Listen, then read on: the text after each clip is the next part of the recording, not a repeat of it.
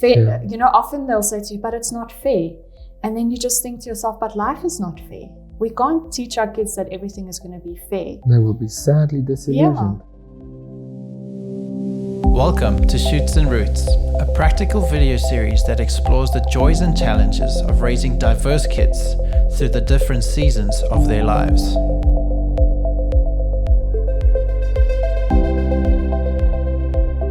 Diversity. Let's just imagine we only had one child. It would still be a minefield. Can I imagine that? I can't imagine It would still be a minefield. There's just so much uniqueness in us and what God breathed into each of us. It's impossible to think that we're all just going to get along because we're all the same and everything is human beings. It was a little bit disillusioning when our first child came out and she wasn't like me. Well, she was a lot like you, actually. Not like me, but not completely, And how we've gotten to know the firstborn now and the beauty in her, which is so different in similar ways, the same in how she does life. And that's learned behavior. And some of them learn behavior quicker than others. Like they pick up on the nuances of, oh dear, that behavior is going to pick up this consequence. Let me stay clear. Yeah. But some of them don't, Some of them are like, challenge accepted.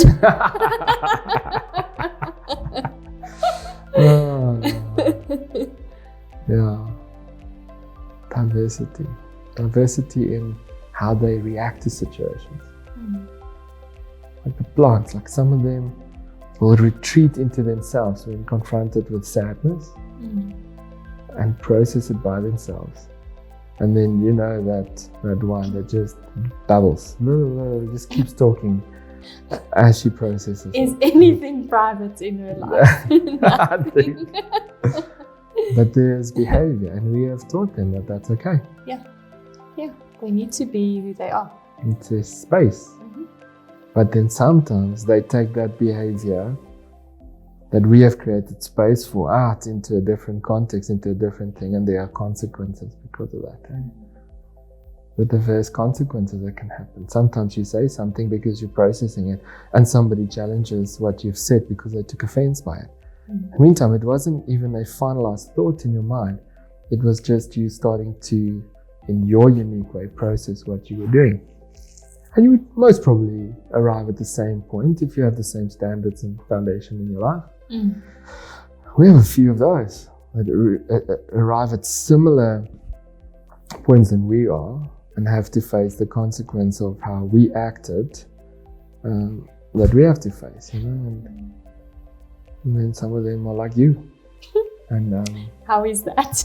It's okay. It's different, but it's okay. There's nothing, no criticism there. But there is a whole host of actions, behaviors, and then those ones have tied to them certain expected or predictable consequences. And how have you handled those ones where you've had to allow them? When you could see there is a freight truck coming at this situation, and sometimes they need to learn from their different behaviors, the different consequences. Another facet of diversity. That is a hard one.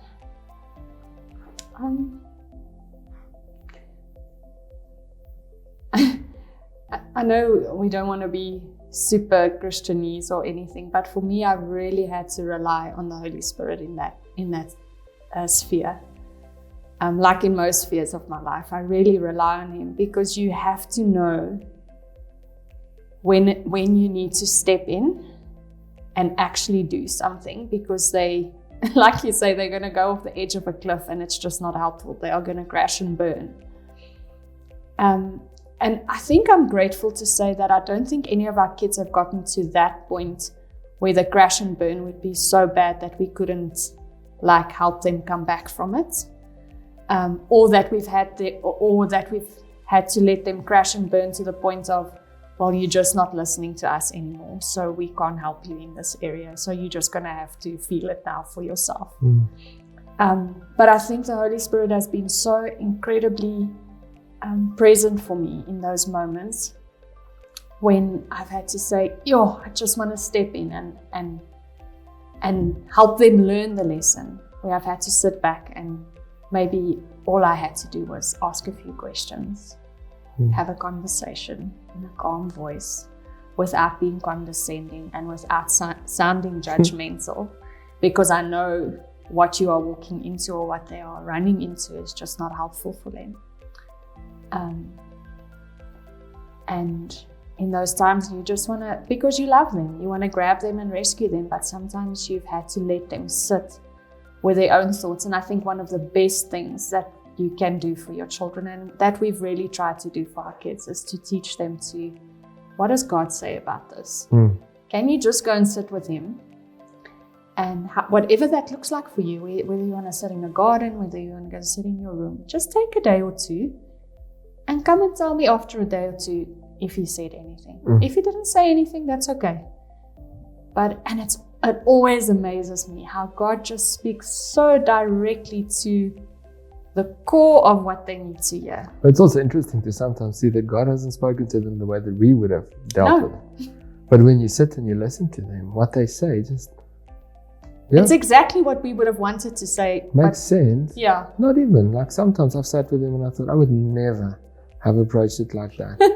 But when I look at how they have thought about it, heard the voice of God, and they go with it, then it's fine. Yeah. There's peace, it'll work out. Have you found though that the outcome is what we would have wanted it to be if we give the advice as we wanted to give it when God speaks to them? Most of the times it lines up with what I thought the situation needed,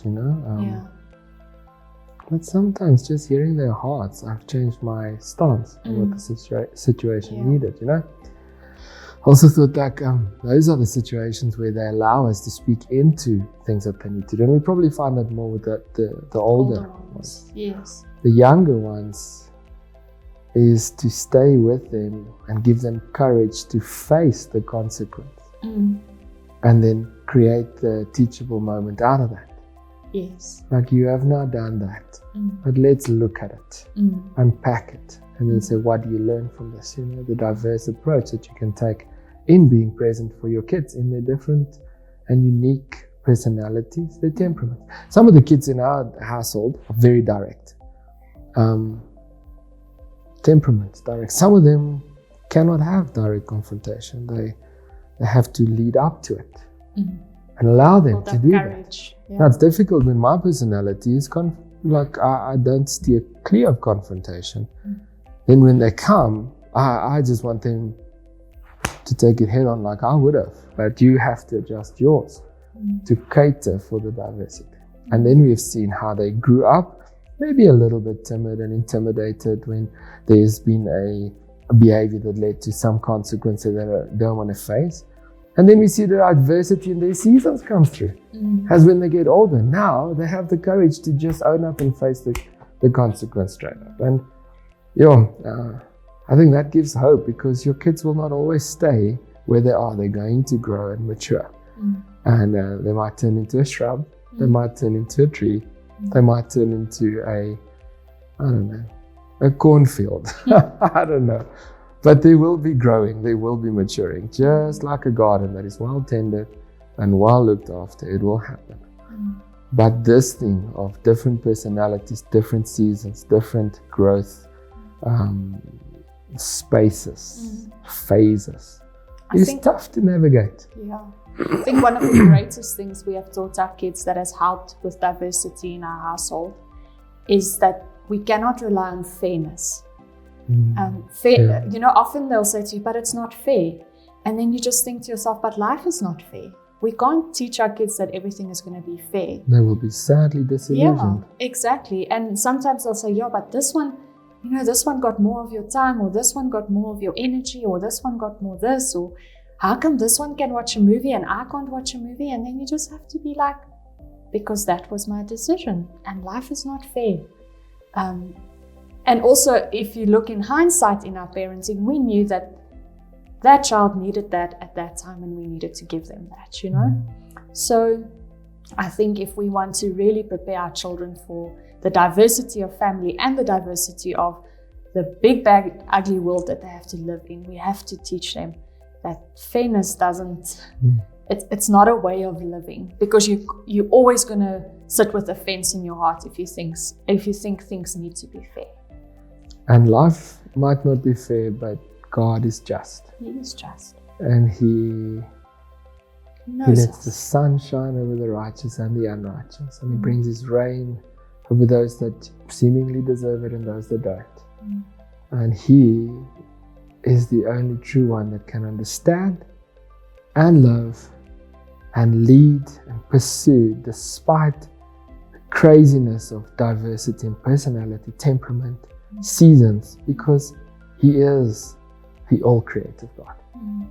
And that gives me hope. Yeah. That gives me hope to know that I'm not in this alone. Yeah. I've got such a creative God, such an interested, intimate God, present in my life, helping me navigate my own seasons, but also the seasons of those that He has entrusted to me to grow in the garden. Yeah. And oh my goodness, I look forward to seeing the roses, the flowers, the fruit, the vegetables. Maybe some of them will end up being green peppers, you know, like who knows? Baby marrows. It's going to be lovely. It's going to be good. Yeah. Some of them will lose their leaves in some seasons and others won't. And some of them will have thorns and others won't. And some of them will need a lot of water, a lot of shade, and others will seek out the sun and go. But that is the beauty of our Creator God. I love it. I still enjoy doing this journey with you, my love. Me too. Love it. Thanks, guys.